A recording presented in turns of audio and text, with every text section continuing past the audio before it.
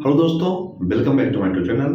दोस्तों, आज की टॉपिक बहुत ही इंपॉर्टेंट टॉपिक है। जो छात्र आईटीआई कर रहे हैं उनके लिए भी, जो पास आउट होके तैयारियां कर रहे हैं उनके लिए भी। दोस्तों, आज का टॉपिक क्या है? विद्युत धारा द्वारा बनने वाले चुंबकीय क्षेत्र, बनने वाले चुंबकीय क्षेत्र बल रेखाओं की दिशा, बनने वाले पोल, इन सब के बारे में अध्ययन करना, इन सब का जो नियम दिया गया है। तो पांचों नियमों को हम कवर करेंगे।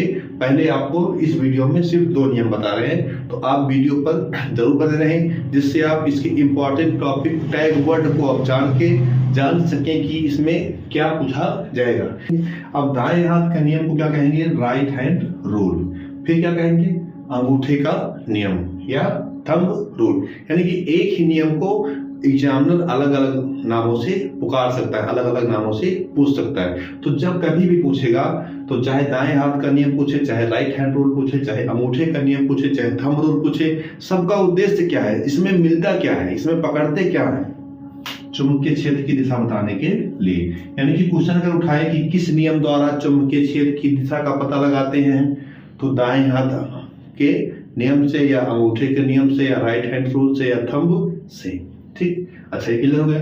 अब ये नियम क्या है? अब नियम के बारे में देखिए। कहा गया है कि दाएं हाथ से हम अपने दाएं हाथ से किसी कंडक्टर या चालक को पकड़े। देखिए, पहली स्थिति क्या की? हम कंडक्टर चालक को पकड़ लिए। तो यहाँ पे हम कंडक्टर या चालक लाए हुए हैं। देखिए, ये एक कंडक्टर या चालक है ये।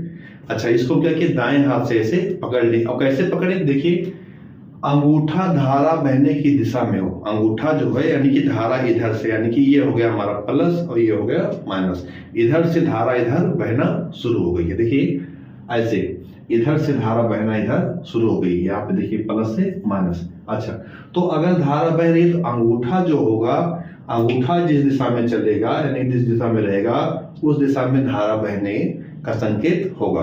अच्छा, अंगूठा धारा के बहने की दिशा में हो तो इस पर लिपटी उंगलियां, देखिए, इसको पकड़ने के लिए हमें इसको लपेटना पड़ेगा ना, तभी पकड़ पाएंगे। तो इस पर लिपटी उंगलियां यहाँ पे देखिए एक वृत्त बनाएंगी, एक वृत्त बना रही है। देखिए, यहाँ पे एक वृत्त बना रही। तो इस पे लिपटी उंगलियां चुंबकीय क्षेत्र की दिशा को बताएंगी। बस यही इतना नियम है।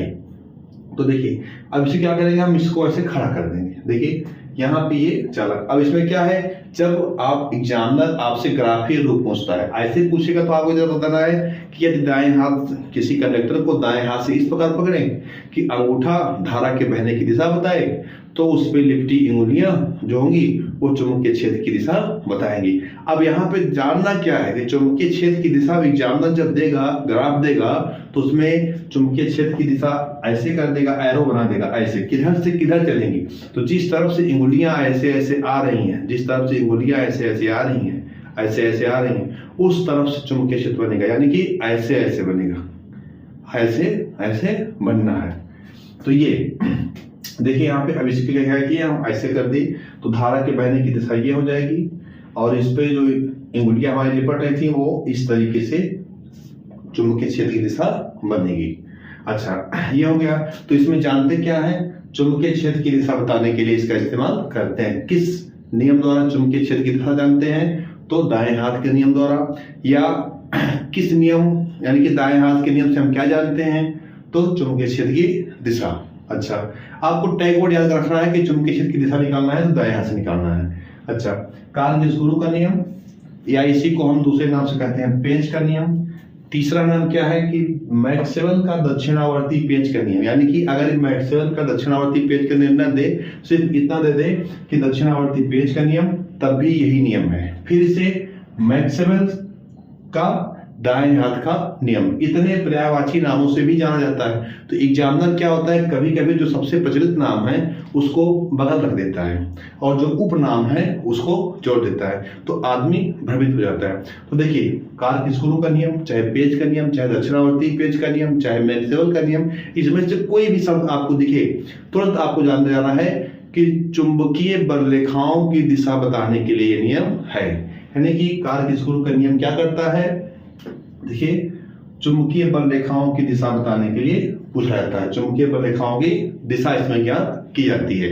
उसमें चुंबकीय क्षेत्र ज्ञात किया जाएगा, इसमें चुंबकीय बल रेखाओं की दिशा ज्ञात की जाएगी। अच्छा, अब इसमें देखिए ये यूपीपीसीएल TG2 24 से 19 की दूसरी शिफ्ट में आ चुका है और DMRC 2018 में भी ये आ चुका है। तो दोस्तों कहने का मतलब क्या हुआ कि क्वेश्चन तो सब इम्पोर्टेंट होते हैं, लेकिन कुछ टॉपिक ऐसे होते हैं जो कहीं न कहीं एग्जाम में जरूर फंस जाते हैं, तो उन्हीं को आपको देखना है। अच्छा, इस नियम में क्या है, देखिए कार्ग स्क्रू का नियम क्या है। देखिए कार्ग स्क्रू के नियम में क्या बताया गया है, देखिए यहाँ पे आप ये समझेंगे कि दक्षिणावर्ती पेंच का नियम, यानी कि यहाँ पे देखेंगे तो राइट हैंड रूल, यानी कि इसको भी हमें दाएं हाथ से ही करना है।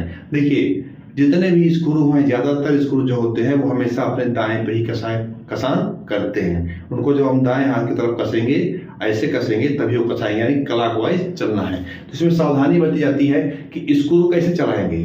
क्वेश्चन पूछता है कि कार के स्क्रू नियम के अनुसार स्क्रू का डायरेक्शन कैसे होगा, तो हम बताएंगे क्लॉकवाइज। जिस दिशा में हम अपने स्क्रू ड्राइवर को कसेंगे उसी दिशा में हमारे चुंबकीय बल रेखाएं बनेगी। देखिए यहाँ पे पहले क्या करना है, हमें कंडक्टर लेना है। कंडक्टर मान लिया हमारी ये स्क्रू हो गई। अब स्क्रू क्या करना है, देखिए यहाँ पे हम ऐसे इसको कल्पना करना है कि यहाँ पे ऐसे रखें। अब इसको हम यहाँ पे कस रहे हैं, दाहिने हाथ से कसना शुरू कर रहे हैं, तो ये इसी में ऐसे घुसना शुरू होगा। तो जिस दिशा में घुसना शुरू होगा उसी दिशा को हम कहेंगे धारा बह रही है, इसी दिशा में धारा बह रही है। अच्छा, जब ये धारा इस दिशा में बहेगी तो ऐसे इसको हम ऐसे कर रहे हैं ना, ऐसे इसको कर रहे हैं, यानी कि हमारी कलाई ऐसे रोटेट हो रही है, बार बार रोटेट हो रही है। किस दिशा में, क्लॉकवाइज। तो जिस दिशा में हमारा स्क्रू घूम रहा है उसी दिशा में हमारी चुंबकीय बल रेखाएं भी बनेंगी। तो देखिए यहाँ पे ये आया, तो इस दिशा में चुंबकीय बल रेखाएं बनना शुरू हो जाएंगी। तो इसमें क्वेश्चन पूछता है कि कार्ग स्क्रू का नियम क्या बताता है, तो हमें बताना है कि चुंबकीय बल रेखाओं की दिशा बताता है। फिर सावधानी क्या बरतनी है कि पेंचकस को सदैव क्लॉकवाइज ही चलाना है। अगर हम क्लॉकवाइज नहीं चलाएंगे तो हमारी चुंबकीय बल रेखाओं की दिशा उल्टी हो जाएगी, इसलिए हमें क्लॉकवाइज ही चलाना है। दोस्तों ये टॉपिक कैसा लगा, ये जानकारी कैसी लगी, हमें कमेंट कर जरूर बताएं। साथ ही हमारे जो अन्य 3 नियम है ये हमारी अगली क्लास में आ रहे हैं, उसको भी आप जरूर देखें। जय हिंद, वंदे मातरम।